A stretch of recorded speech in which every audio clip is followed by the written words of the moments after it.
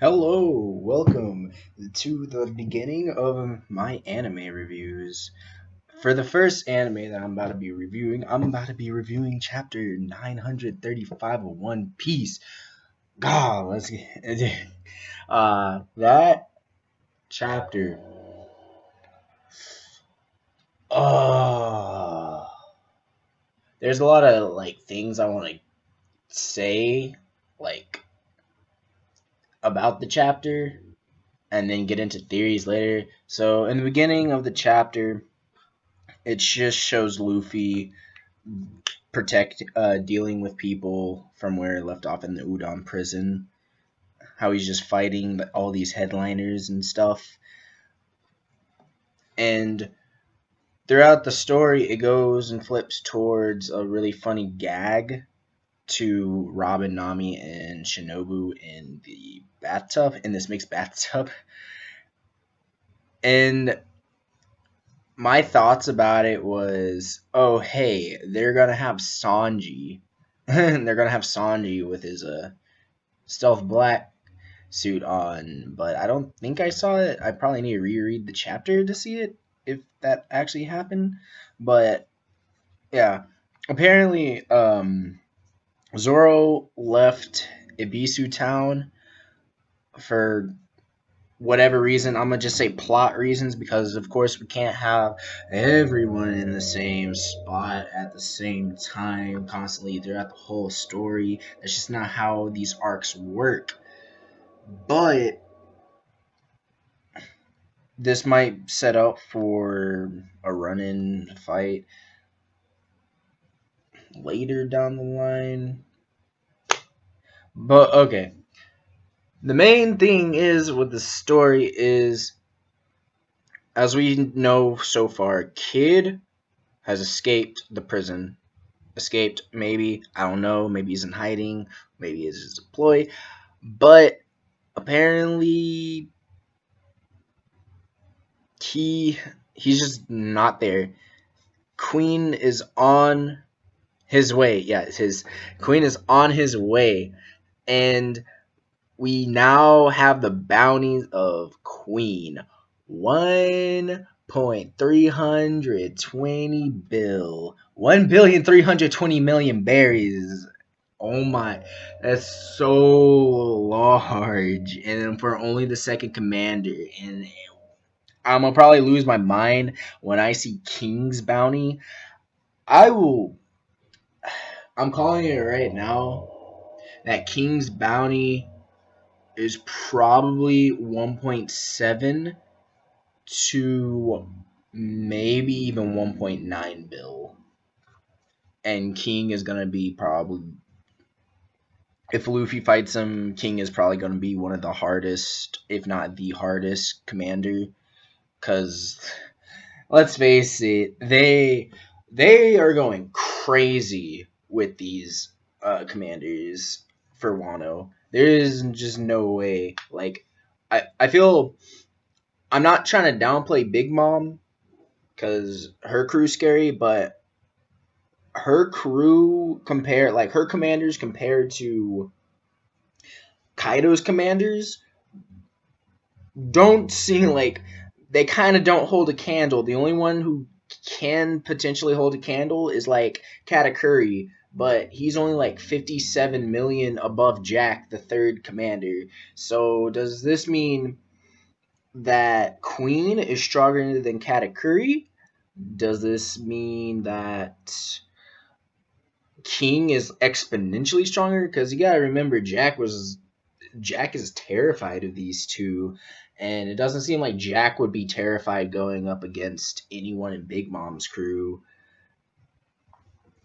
But that's here nor there.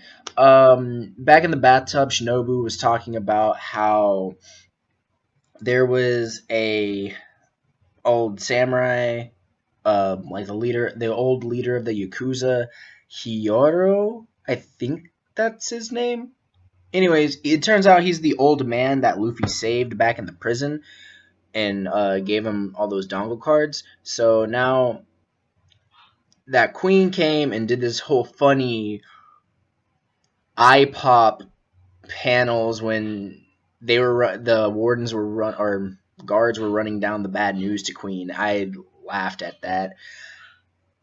Queen is now making Luffy, or is now trying to come up with a punishment for Luffy and the old man. Meanwhile, Raizo got the sea prism or the sea stone cuff keys and is trying to run towards Luffy and to free him. Meanwhile, but he runs into the person who was shrouded in darkness and who spit the little fish bones out at people. What was his name? I'm gonna look up his name because he mentioned it at the end of the chapter, and it appears that he is one of the 9 sheaths or red sheaths, like one of the. I guess he's one of the retainers. He's probably one of those quote unquote. If you remember, they had the retainers' names and then I think 2 other graves. So one of the other graves could be what was I thinking? Komurasaki. One of the graves can be one of the graves could be Okiku, since she's apparently a retainer. Another grave could be the dude that we saw. Give me 1 second, and I'll pull up his name.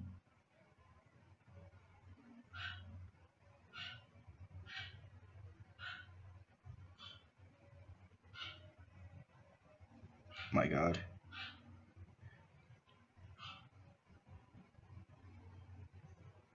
His name is Khoa Matsu. I think I'm pronouncing that right. So we don't know what he looks like because he's still shrouded, but we know his name is Kamatsu. A lot of people were speculating it would be Scopper Gavin, the third, like I guess you could say the third strongest in Goldie Rogers' crew. And to a certain extent, I know why people want Scopper, but why would we introduce Scopper here if Luffy already trained with Rayleigh? So what could Scopper say to Luffy or train Luffy that Rayleigh hasn't already trained Luffy? So who knows? They could introduce Scopper in like not a training thing or a mentorship, or just introduce him on like a friendly side character that's just there for comedic reasons. But that's besides. So we know his name, we don't know his face, but he appears to be a retainer, in my opinion, since he knows Raizo. Luffy, looking to fight Queen, says that the sea, like fighting with the sea prism cuffs, the sea prism stone cuffs, is like training to him. So surprise, surprise to no one, he was basically training with them off, and now his body, without a devil fruit, is exponentially stronger than what it was. So when he gets them off, then he's gonna have like a lot more strength. This is basically a MacGuffin, or the Sea Prism Stones cuffs are a MacGuffin to make Luffy strong enough to face either Queen or King, because if he didn't have those, or if he didn't have that time to train, then he wouldn't have gotten. He probably would have just about gotten stomped by those two. This will probably kind of maybe put him on Katakuri level, because we all know Katakuri threw the fight. He gave Luffy the W. So Luffy's kind of in that awkward spot where he's sort of first commander level, but kind of like right under. Anyways, so that was the end of the chapter. Just them showing Komatsu, Raizo being surprised and having face. So my predictions in the next chapter. Is the next chapter next week? Because Oda likes to. Okay, good. There's a chapter next week because Oda likes to drop everything on a cliffhanger and then take the week off next week. We all have been through that. It sucks, but I think my theories is Raizo's gonna bust out Komatsu. Komatsu's gonna come out and probably save Luffy or something. Because judging by how Shintomaru dealt with Jack, the samurais of legend that Kinemon is trying to rally and get them to ally with them are not pushovers. I've seen a lot of people think just because of how Ashura Joji or Shutamaru is drawn, he's weak. It's been stated that the samurais are some of the strongest, if not the strongest warriors of the world, and that's why the world government's marines hasn't attacked them or doesn't want to fight them or anything because they're really skilled. So obviously, if these are legendary samurais, they're going to be really strong. And when I mean really strong, they're going to be at least like monster trio level strong. Probably, judging by Ashura Doji, he's probably like a tad bit stronger. So I feel like with the way Wano is going, I don't know how the matchups will work. We're either going to see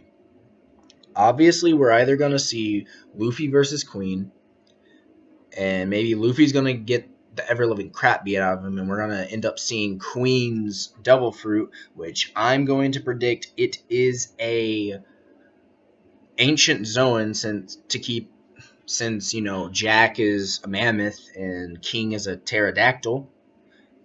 Obviously, Queen is going to be an ancient zone. I think that's kind of the whole shtick. In any, I don't, but I can't really think of an ancient zone that fits with the whole pestilence thing. Because when I think pestilence, I'm thinking disease or poison. Maybe you will turn into like a Titan boa, like an ancient snake or something that's poisonous. That's my thing. I heard a theory that said Queen might be a scorpion, but we saw a scorpion headlander in this chapter, so maybe that's thrown out. But then again, there's an elephant zone, or an artificial elephant zone, so anything is possible with these artificial fruits. It doesn't matter. All I know is Luffy either might face Queen for a brief time in the next chapter, Komatsu might come in to the rescue or fight Queen for a bit of time, Kid might come out of nowhere or fight Queen, or you gotta keep in mind Chopper is riding on the back of Big Mom heading to Udon Prison to bust Luffy out, so Queen might end up fighting Big Mom. Those are like my only few predictions. I really don't know where the story with the other people are going. We don't know where Sanji is. We don't know where Zorro is. All we know is that they are taken out for plot reasons. So it is what it is. We'll probably get an update maybe on them in the next chapter. But what I think is going to happen is the next chapter is going to center around fighting with Luffy first. Luffy's probably going to get wrecked and probably make the comment that this is the strongest person that he has fought up to this point due to plot reasons and stepping stone reasons, or he might make the connection between the fights of Katakuri while fighting Queen. I was really contemplating because I'm all like, this whole ever since we've heard about Kid in this arc, we thought they have been steadily um, hyping him up to the point where he is on par with Luffy. So Kid might actually come in and take the fight. That is one of my biggest theories, that Kid might come in to take the fight away from Luffy and show Luffy his power via Oda, and this also makes Oda show us Kid's power and make us believe that Kid isn't a slouch. Like, Kid isn't a pushover. He is like Luffy. He can fight these commanders one on one. He has enough power to do it. So that's why apparently Oda gave him Conqueror's Haki. So eh, I feel a strong. I feel like a Kid moment is about to come on. Um, Later on. Will I think that Queen will be dealt with entirely, like in the few upcoming chapters with this fight? I don't believe so, because then if Queen gets taken out, then like you only have Jack and King left in the final battle in Kaido, but I'm predicting, I'm calling it, is going to be all supernovas minus what, Killer and Zorro against Kaido. Um, I can see Sanji, Zorro, and Killer. Maybe. Well, I don't think. I think Beppo will just deal with like headliners and lesser people. But I can see Killer. I can see Killer. I can see Sanji. I can see Zorro facing the same opponent, whether it will be Jack. I feel as if it will be Jack. It might be also Queen, depending on how. There's whole speculation of Marco is gonna come into. There's whole speculation of Marco's coming into the story, or Wano later on with Neko Mamushi. Um, I think now thinking back on it, I feel as if the final battle will be Neko Mamushi. In the final battle, Jack is going to end up facing Neko Mamushi and Inuyasha so they can settle their beef, and then we're going to see Sulong forms of both of them, and then Jack fighting both of their Sulong forms. Jack might bust out an awakened ancient zone, which would be the first awakened ancient zone we've ever seen, and God, that's going to be so hype. I feel as if Killer, Sanji, and Zorro will take down Queen, and then if Marco comes, then Marco might 1v1 King, and then it just leaves the rest of the supernovas to our supernova captains there to face Kaido. And I feel like this arc is the arc where we're going to get just a lot of together battles, because there's so many people, and there's so many people but so little enemies.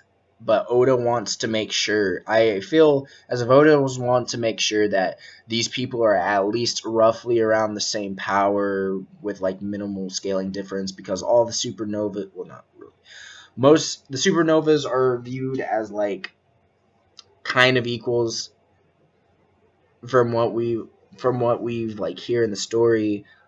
Sanji and Zorro are really supposed to be viewed as equals. Not no one's way like exponentially stronger than the other. Killer is a supernova. Like I said, Killer is a supernova for a reason, so we might see Killer. So I feel like the power scaling will be kind of confusing due to probably a lot of team fighting, because there's no way I can't foresee Luffy 1v1ing Kaido. I can't really foresee anyone 1v1ing people in here, because the problem with that is if Zorro or Sanji is able to 1v1 either King or Queen, then that would mean they would have enough. Well, probably not Sanji because like he got the raid suit, so if he's using it, I mean, he got the raid suit, so I guess like if he had used the raid suit against Doflamingo, he could have given him a good fight. But the problem with Zorro trying to fight King, like a lot of people are speculating Zorro versus King because King has a sword and yada yada yada, this and that, because Zorro has to fight swordsmen, which isn't always the truth. But I you can't. There's no way Zorro can like just 1v1 King like a fresh King. I can't see that because then there'd be a lot of inconsistencies. It would just be a huge plot hole. It would be without training or fighting to the death between Dressrosa and Wano. How was Zorro that strong to fight King from like those 2 points of the story, and why didn't Zorro just end Doflamingo like right then and there just to stop the birdcage faster? It That would be the biggest plot hole ever, and that is why I don't feel like Zorro will 1v1 King, let alone 1v1 any commander, because that would mean that Luffy struggling against Cracker, Luffy struggling against Katakuri would be thrown straight out the window, and Zoro would always have been the strongest out of the Straw Hats, which would by like a large margin. It wouldn't be like, oh, he's like this stronger than Luffy. He would be like way stronger than Luffy if he was able to beat King, which would make no sense because if Zoro was that stronger than Luffy, then why would Zoro follow Luffy? But that's just my reasoning. Anyways, it was a good chapter all in all. If I were to rate it out of 5 stars, I'd give it a 4 because I know it's a setup and it had a really good setup. But the one thing that I could have done without would probably have been the whole like bathhouse gag stuff. I felt like that went a little too long and took away from what we wanted to see in Udon Prison. And I think if they were going to show what everyone's doing around, they could have shown like a Chopper and Big Mom panel to explain how far away they are from the prison. But all in all, it was a really solid chapter. It was a really solid chapter. I look forward to the next one because mainly I just like seeing Yonko Commanders fight, and I get to see Queen. I want to see that Devil Fruit. God, the Beast Pirates are really excited. The Beast Pirates have been really exciting and really crazy.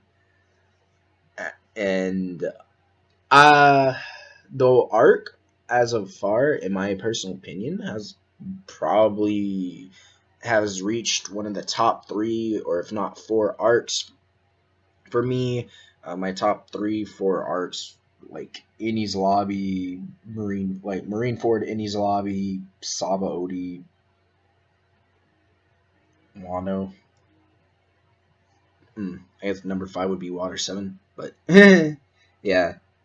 Anyways,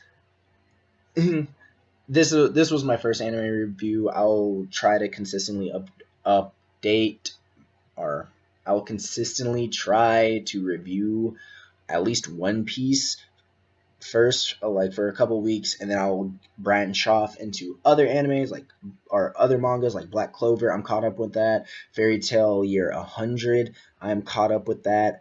Boruto, I'm caught up with that. Attack on Titan, I'm caught up with that. One Punch Man, I'm caught up with that. And what else am I caught up on? And Seven Deadly Sins. Yeah. So I might do more, like I might do a Seven Deadly Sins because the whole fight with the Demon King versus the Sins is really crazy, and I'll try to do a video on that. But thank you for watching my first anime review. Hopefully you'll come back to see another. I know my whole head was scatterbrained, but that's because I was trying to set up this whole thing on my new computer or my laptop, which I got a Razer Blade 15, so more quality, less lag, everything's good. But anyways, see ya. Hopefully you leave a subscribe and like. Hopefully you subscribe and like. Thank you.